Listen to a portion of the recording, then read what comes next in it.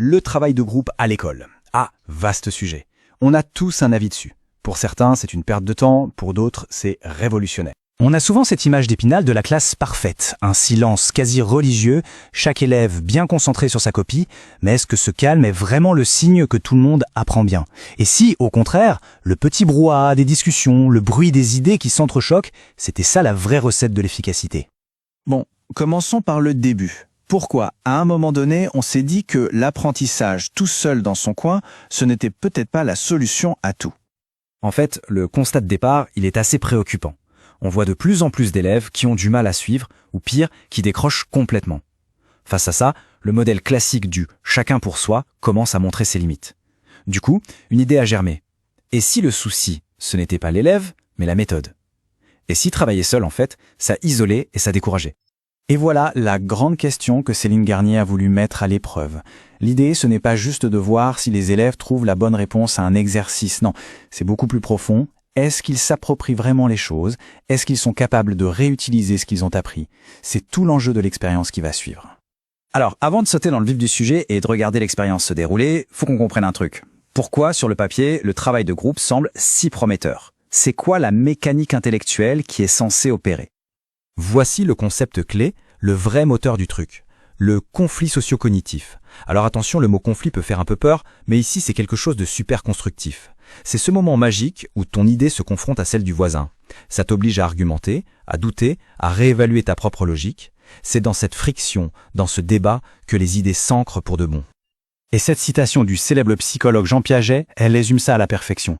L'intelligence, ça ne pousse pas dans une bulle, elle a besoin des autres.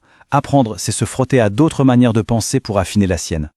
Et ce qui est fascinant, c'est de voir que ce n'est pas juste une théorie de chercheurs perdue dans un bouquin. Non, c'est devenu une vraie conviction au sein de l'éducation nationale. Depuis les années 80, petit à petit, les programmes scolaires ont intégré le travail en équipe comme une compétence super importante à maîtriser. Mais attention, il ne suffit pas de mettre 4 élèves autour d'une table en leur disant « Allez-y, travaillez ensemble » pour que ça marche. Ah non, ce serait trop simple. Pour que la magie opère, il faut un cadre, des règles. Voyons un peu les conditions du succès. Premier point, et c'est absolument crucial, il faut choisir la bonne mission.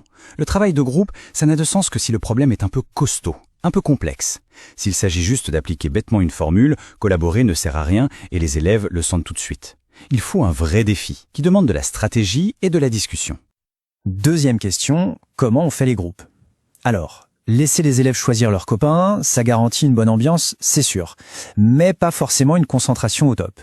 Et sur ce point, l'étude de Garnier est très claire. La méthode la plus efficace, c'est quand l'enseignant compose lui-même les groupes de façon stratégique pour mixer les compétences par exemple. C'est presque de l'ingénierie pédagogique. Et enfin, pour que ça ne parte pas dans tous les sens, la structure, c'est la clé. Donner des rôles précis à chacun, ça transforme un groupe de personnes en une vraie équipe. Le secrétaire s'assure qu'on ne perd pas les bonnes idées. Le gardien du temps, lui, il est là pour dire « Eh oh les gars, on avance !» Et l'élève lison évite que tout le monde se lève en même temps pour poser une question. Bref, chacun sait ce qu'il a à faire. Bon, assez de théorie. Maintenant que le cadre est posé, on passe au cœur du réacteur. Le moment où l'on confronte les belles idées à la dure réalité du terrain. L'expérience menée en classe. Le protocole mis en place est d'une simplicité redoutable. On coupe la classe en deux. D'un côté, le clan des individualistes, version traditionnelle. Chacun pour sa pomme face au problème. De l'autre, le clan des collaborateurs, organisé en petits groupes bien structurés. Même problème, même temps imparti. Que le meilleur gagne. Et voici l'énigme choisie, un grand classique, mais absolument parfait pour cette expérience. Pourquoi? Parce qu'il n'y a pas de formule magique à appliquer. Il faut tâtonner, faire des essais, se tromper, recommencer. Bref, c'est le genre de problème qui oblige vraiment à réfléchir. Et là, attention, on tient une pépite. Une réponse trouvée dans une des copies d'un élève qui travaillait seul. 7 poules et demi. Logiquement, en plein calcul, ça peut se tenir. Mais dans la vraie vie, c'est absurde. Le problème, c'est qu'il n'y avait personne à côté de lui pour dire « Attends, une demi-poule, sérieusement, ça te choque pas ?» Et le résultat, il est sans appel. La dynamique de groupe a clairement fait la différence. Le simple fait de devoir dire ses idées à voix haute, de les confronter aux autres, ça a permis d'éliminer ce genre d'absurdité. Le groupe a servi de garde-fou, de système d'autocorrection, et au-delà de ça, la motivation était bien plus grande. Et la qualité des raisonnements à la fin, bien supérieure. Ok, donc la méthode fonctionne, c'est prouvé par l'expérience.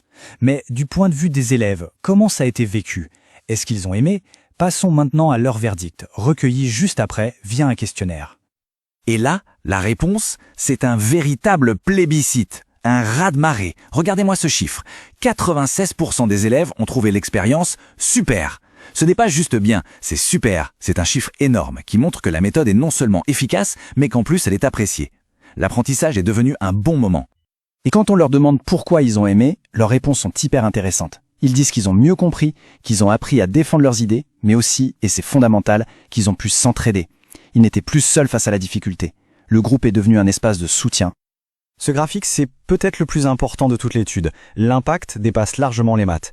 Plus de la moitié des élèves disent avoir gagné en confiance en eux grâce à cette expérience. C'est un bénéfice humain qui est juste colossal. Réussir ensemble, ça donne des ailes. Et ça met le doigt sur un des super pouvoirs du travail en petit comité. Pour les élèves plus timides, ceux qui n'oseraient jamais lever la main devant toute la classe, le petit groupe, c'est une bouffée d'oxygène. C'est un cadre sécurisant qui leur permet enfin de se lancer, de poser leurs questions et de partager leurs idées. Et ça n'a pas de prix. Finalement, cette analyse nous amène à une question de fond. Dans le monde du travail d'aujourd'hui, tout est question de collaboration, de projet d'équipe, d'intelligence collective. Alors est-ce que le modèle de l'élève seul face à sa copie est encore pertinent ? Cette expérience tente à prouver que non, et que la capacité à progresser collectivement est peut-être la compétence la plus importante que l'école puisse enseigner. De quoi réfléchir.